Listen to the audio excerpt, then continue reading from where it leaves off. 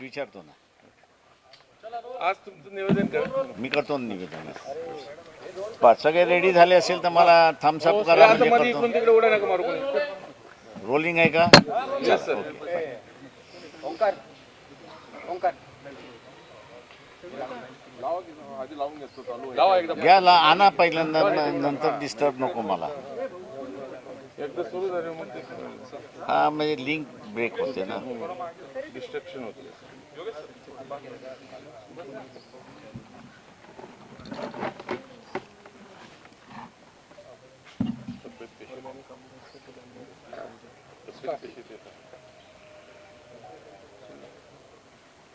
परभणीतली घटना जी आहे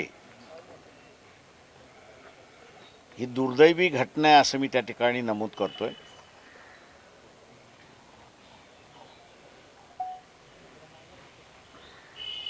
बांगलादेश मध्ये असणाऱ्या हिंदूंवरती जे अत्याचार होते त्याचा असणारा मोर्चा त्याच दिवशी होता, तो शांततेने पार पाडला.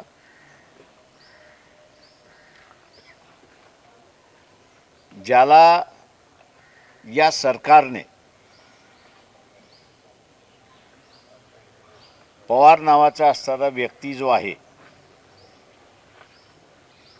त्याला माते फिरू म्हणून असणारा घोषित जे केलेलं आहे हे जाणीवपूर्वक केले असं मी त्या ठिकाणी नमूद करतोय. त्या पवार नावाच्या असणाऱ्या व्यक्तीने हे जे कृत्य केलं त्याच्याच गावातला असणारा माणूस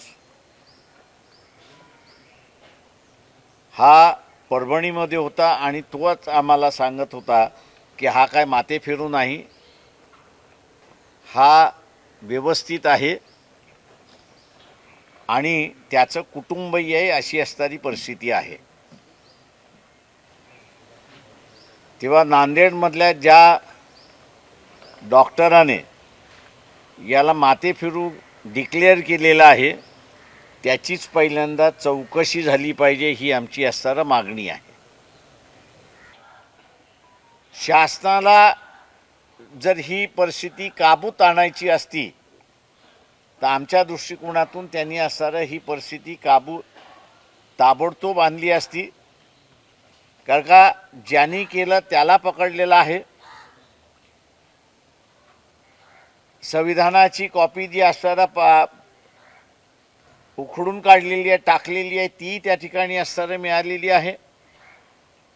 परंतु शासनाकडून जी पावलं उचलल्या गेली पाहिजे होती ती पावलं उचलल्या गेली नाहीत.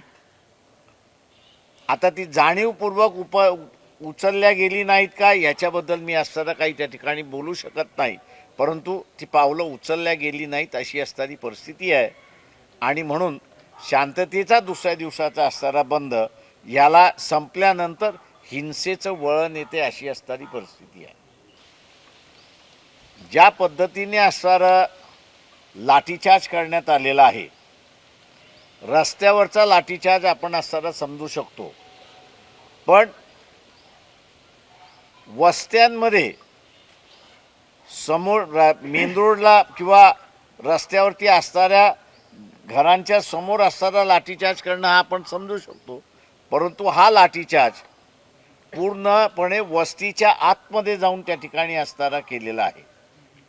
आणि एक लाठीचार्ज असं त्या ठिकाणी आहे की 1.25 महिन्याचं असणारं मूल आहे आणि त्या 1.25 महिन्याच्या असणाऱ्या बाईला असणारा लाठ्याने मारलेल्या अशी असणारी परिस्थिती आहे आणि तिला ते घरात मारलेल्या अशी असणारी परिस्थिती आहे. त्याच्यामुळे हा जो सगळा उद्रेक मला असणारा दिसतोय, ह्या उद्रेकाचा असणारा कुठेतरी नवीन गोधरा घडवण्याचं कोणाचं तरी षडयंत्रण आहे का, हा त्याच्यातला असणारा सगळ्यात महत्त्वाचा भाग आहे. आणि लोकांनी मी असं म्हणेन की आता असणारं सावध राहिलं पाहिजे. भडकावणारे अनेक जण येतील, पण कुठल्या घटनेमध्ये गोधरा घडेल, मग ते कोणाच्या विरोधात घडेल, ते बौद्धांच्या विरोधात घडेल, ते लिंगायतांच्या विरोधात घडेल, ते ओबीसींच्या विरोधात घडेल की मुसलमानांच्या विरोधात घडेल, हे आज काय आपल्याला त्या ठिकाणी सांगता येत नाही. परंतु त्यांच्या पूर्णपणे ज्याला सिग्नल्स आपण म्हणतो, हे सिग्नल्स परभणीच्या दंगलीमध्ये आम्हाला त्या ठिकाणी असताना दिसलेले आहेत. बीडचा विषय संतोष देशमुख सरपंचाचं अपहरण करून हत्या करण्यात आलेली आहे, तर त्यावर देखील पोलिसांवरती कारवाई केलेली नाहीये, फक्त सक्तीच्या रजेवर पाठवलंय आणि मुख्य आरोपी आहेत त्यांनाही अटक करत नाही असं आरोप होतोय, जे राजकीय पक्षांशी संबंधित असतात.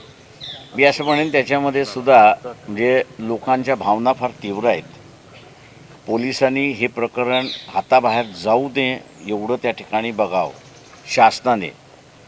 कारण का अगोदरच बीड जिल्हा हा वंजारी वर्सेस मराठा असा पेटलेला आहे. जी काही माझ्याकडे जी काही माहिती आहे त्यातून अजून देशमुखाच्या प्रकरणानंतर पेटला अशी असणारी परिस्थिती आहे. म्हणून मी मगाशी म्हणालो की देर आर सो मेनी अनगायडेड मिझाईल्स आहेत की उद्या काही घडू शकतं अशी असणारी परिस्थिती आहे. तर शासनाने याच्याकडे राजकीय दृष्टिकोनातून न बघता लॉ अँड ऑर्डर या दृष्टिकोनातून बघून जे कोणी आरोपी आहेत त्या सगळ्यांना देशमुखांच्या प्रकरणामध्ये पकडलं पाहिजे आणि त्यांच्यावरती कारवाई झाली पाहिजे.